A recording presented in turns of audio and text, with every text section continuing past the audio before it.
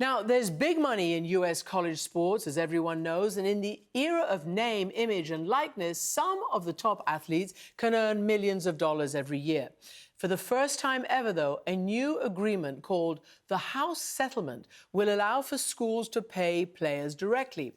Charlie Baker, the former Massachusetts governor, now president of the NCAA, says it's a win for student athletes. And he's joining Michelle Martin to explain why and what this means for their future. Thanks, Christiane. Charlie Baker, thank you so much for joining us. It's nice to be with you. So, of course, everybody's heard of the NCAA, but just to kind of set the table for us, I don't think everybody knows what the NCAA is. So as just briefly as you can, it was an organization that was founded, over a century ago. What's the purpose of it? The point and purpose of it is to provide as positive a student-athlete experience as it possibly can on behalf of about 1,100 schools and about 510,000 student-athletes across 3 divisions. And the way to think about the divisions are Division I typically are the bigger schools.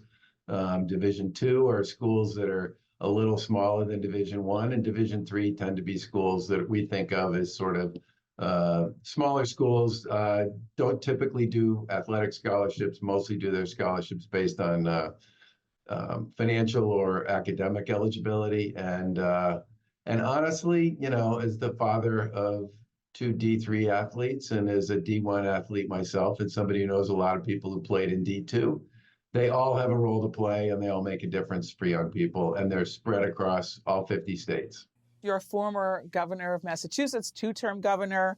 You ran a healthcare company. You know, the typical trajectory for a governor would be like you go to the Senate, maybe you run for president. So yeah. Why did you want to do this job? I wasn't planning on doing it. I got a call from a friend of mine in late October of the last year of my term, which would basically be 60 days before it was over, who said that he'd been asked about candidates for the president of the NCAA, and he'd thought of me. And I sort of laughed. I couldn't understand why. But he said, look, they're looking for somebody who's got firsthand experience in college sports, which I have. And they wanted somebody who could work in a really complicated decision-making model. And the NCAA has 180 committees.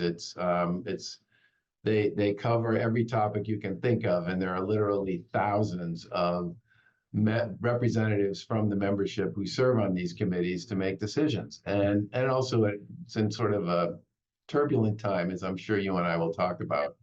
And look, I really benefited from my experience playing basketball at Harvard. In fact, I tell people all the time, it was a place where I really felt like I belonged. Finding your community really matters. That was mine. And I really do believe that college sports is about a lot more than just playing a game. You learn a lot about how to be a teammate, how to do the grind, how to get back up when you get knocked down. And the organization was clearly facing some significant challenges. And I'm not afraid of decision-making models that are messy and complicated because I've been living them for most of my career. So, you know, one of the things that you did when you first became president was go on a listening tour, you know, of all of the conferences. Yep. Is there something you heard at these listening tours that really informs your thinking about the job now? And is it different from what you expected? So I talked to all 97 conferences in my first 6 months or so. I wanted to do it my first 100 days. That was ridiculous. I think the biggest thing I would say that came out of that was, believe it or not, the impact of social media on student athletes. Just an incredible, kids would show me a lot of the stuff that was being directed at them. And we actually have on many of our national championships a monitoring service to track traffic that's being directed at student athletes, coaches, and umpires during those tournaments. And if we see people engaging in what I would describe as brutal activity, we notify the platforms and get those people shut off. You mean like threats, or mean like harassing them if they don't make a play that they want, or like give me an example? You begin to believe threats, you know, literally people saying things like, and this is all tied up to some extent with sports betting, which is another thing I kept hearing about, which we can talk more about if you want. All this stuff about, I know where you live, I know what dorm you're in, I'm going to kill you, stuff like that. Really, are you kidding me? You're Yes. threatening. So if a kid, sports betting, I guess there's a specific way you can bet, where you can bet on a specific outcome, not the whole game itself, not the score, which is what people might think, but like a specific number of. You can bet on a student athlete. You can bet on Wow. whether they take the first shot. You can bet on whether they score more points than they're supposed to, or they score less points. It's a significant issue. And, thankfully, about half the states in the country don't permit prop betting at all, which is what that betting on an individual is called. About half of the states don't permit those bets on college sports and on college student athletes. The other half do. And we've been pursuing a variety of strategies to try to get them out of the business of prop bets. I mean, you can't really solve the issue about somebody betting on whether a team wins or loses, but I would like to take as much of the individual attention being directed at young people, and especially the challenges associated with, quote, underperformance off the table. I can tell you a lot of kids would come up to me and say that they are getting pressured by their classmates, their schoolmates, their friends, to not do well in a game, or to not take the first shot, or miss their first free throw, or don't catch the first pass, or whatever it might be. Wow. Because that's a way student athletes can help their friends, in many cases, make money. Make money. So money. So we're on the subject of money. That is one of the huge changes in college sports in a very recent period. So what's happened in recent years is that students can get paid for their name, image, and likeness. You support that. Say why. I do. Yeah, say why. Because I think, look, if you're there's a lot of different things you can do as a young person where you can get paid for your name, image, and likeness, right? You can be a fashionista. You can be a musician. You can be a whole bunch of different things. And there will be people out there who will pay you for the fact that you have 3 million followers on TikTok, or you have 5 million followers on Instagram. I don't see any reason why student athletes whose name, image, and likeness has a lot to do with the success of a lot of college sports programs. And this dates all the way back to the Ed O'Bannon lawsuit many, many years ago. Yeah. They should be reimbursed for that. And I was the first NCAA president to sort of put a proposal out there about how we might do that about 6 months after I got the job. One of the points that the students made, like Ed O'Bannon and other athletes made, is the institutions make a lot of money off their name and image and likeness. They sell their jerseys. Right. Sometimes they'll have spirit days where they'll sign the posters. They sell the posters, people sign them. Coaches certainly made a lot of money. So why do you think there was so much resistance to that idea? To be honest with you, I don't know. I don't have a problem with it. And I think the settlement we're trying to negotiate with a number of plaintiffs around these issues, which would basically make it possible for many Division I schools, which is really where the action is on this. Most people know the D2 and D3 schools don't make money on sports, and that sports is an investment that the schools make in the students. I think from my point of view, I do think it's appropriate for the kids, the student athletes, the young people to benefit from their name, image, and likeness. And I'm hoping we can get this settlement approved so that we can actually put it into practice in under a legal format that would be associated with the injunction that we're trying to seek. So it would allow these schools to pay their athletes directly. They would be able to purchase their student athletes' name, image, and likeness rights up to 22.5% of the athletic budgets of the top 60 schools, the power schools, so-called. And that's about $20 million per school per year. So if you add it all up, it's probably about $1 billion in potential name, image, and likeness revenues going to student athletes. Look, I saw an analysis of this past year's top NIL earners, right? Of the top 5, all but one are white, all but one are male, all but one football and basketball. Is there anything about that worries you? Well, the biggest problem I have with everything that's out there right now, Michelle, is you can't believe any of it. Okay? I mean, literally, you can't believe any of it. Because we don't really know? We don't really know how much they're making? No one knows. I'm telling you. And by the way, I don't believe anything anybody says about NIL because everybody lies, okay? One of the great things about... And they lie in which direction? How much they're getting or how little they're getting? The upward direction. It's always more? Yeah. Really? So yeah. See, my instinct would be to go the other way, but that's just me. Okay, I'd be like, no, I'm not only, But anyway, I'll So take your word for it. one of the things about the settlement that's important here for fans, I think, and for student athletes and families and schools and everybody else, is we're actually going to have two reporting systems, right? There's going to be one for the school-based NIL and one for third-party NIL, and every deal is going to have to get approved going through that system. And one of the things we'll have for the first time is the ability to aggregate some of that data and say, this is what student athletes who play these positions were getting in school-based NIL, and this is what athletes who are playing these positions on the third-party NIL we're getting. And we'll finally have real answers to questions like, what are the positions where people seem to get the most amount of money, and what are the sports they're playing, and how much of this is men and how much of it is women? Because right now,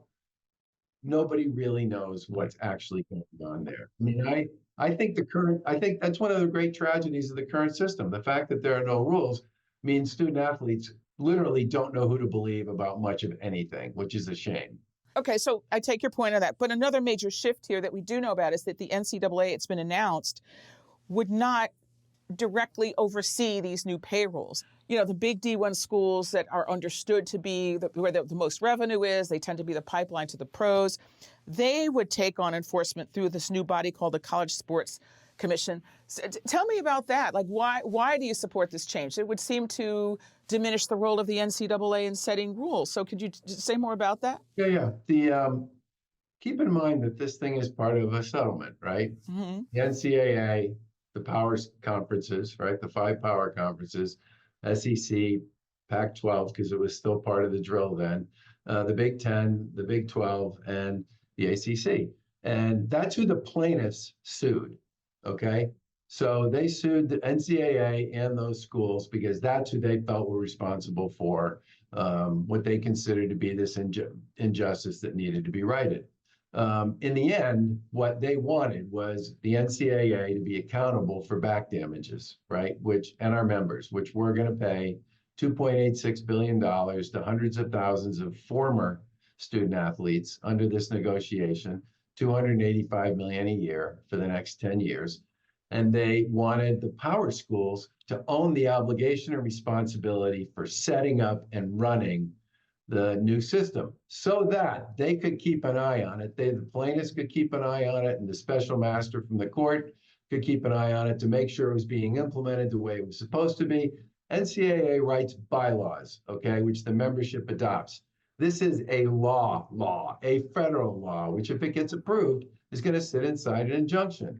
And under those sets of rules, the plaintiffs wanted the power schools to be fundamentally and directly accountable for the issues associated with overseeing and managing and enforcing. But generally speaking, the thing I like about this is I do believe at the end of the day, and the courts did as well, and so did the plaintiffs, that a lot of the activity associated with this NIL process is going to come from those schools. And therefore, those are the schools that the courts believed and the plaintiffs believed needed to be fundamentally held most accountable to the highest level with respect to compliance. But they'll be held accountable for money. So what I'm asking you is, what about the other piece? Their mental well-being, their emotional well-being. Do you still have a role? That stuff still belongs to the NCAA. Right.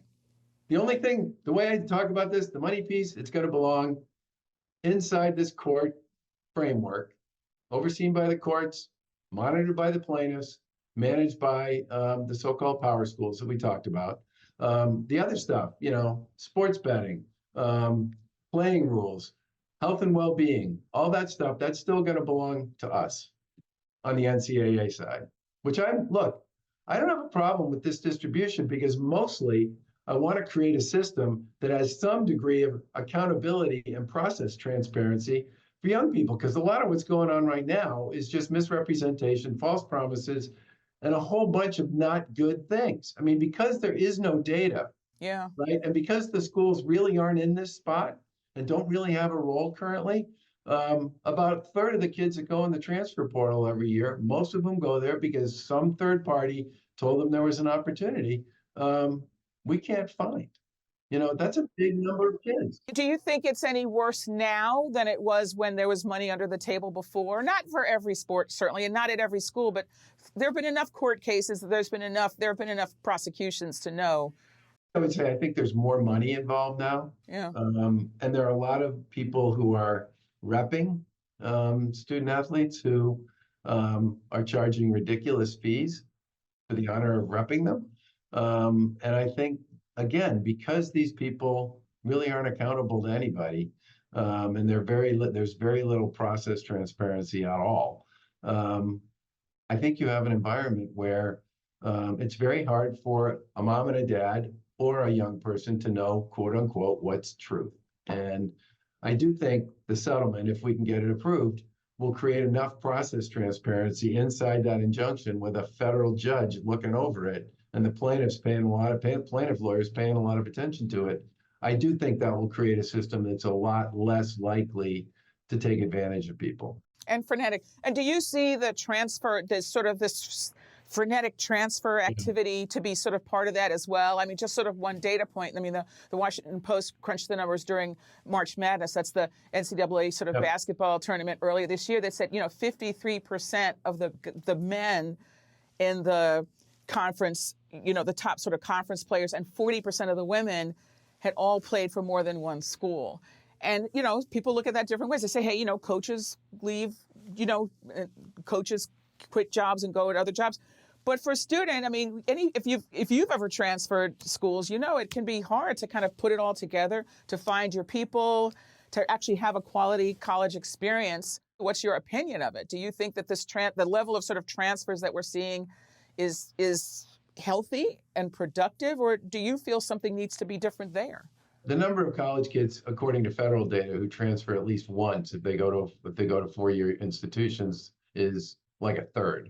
So when you were in our school, no one transferred. No. I think in part because we didn't have access to the information that a lot of these kids have now, because they can learn anything they want to know about any school in an hour just by getting on their phone.